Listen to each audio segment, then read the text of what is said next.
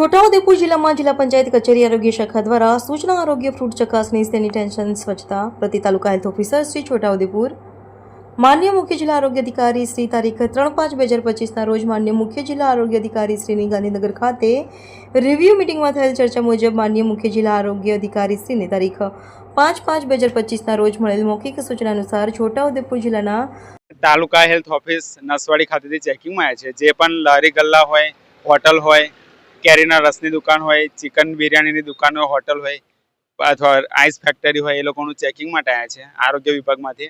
અને અમને સંદર્ભમાંથી જિલ્લા પંચાયત આરોગ્ય શાખા મુખ્ય જિલ્લા આરોગ્ય અધિકારી છોટાઉદેપુરથી આદેશ મળ્યો છે, એટલે અમે એનું પાલન કરીએ છીએ।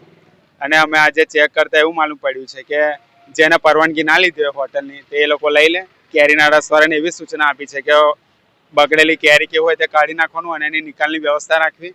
અને આપણે પંચાયતની ગાડી આવે કે તમારું પોતાનું ડસ્ટબિન હોય તેમાં રાખી મૂકવાનું। પંચાયતની ગાડી આવે તો એમાં એ બગડેલા ફળફળાદી નિકાલ કરવા અને કેરીનો રસ ને ઢાંકીને રાખવાનો। અને દરેક જણા જે પણ આવે કેરીનો રસ પીવા તો એ લોકોને નવા જ ગ્લાસમાં આપવું, બીજા કોઈ ગ્લાસમાં આપવું નહીં। એમને મારું નામ મોચી વિશાલ કિરીટભાઈ।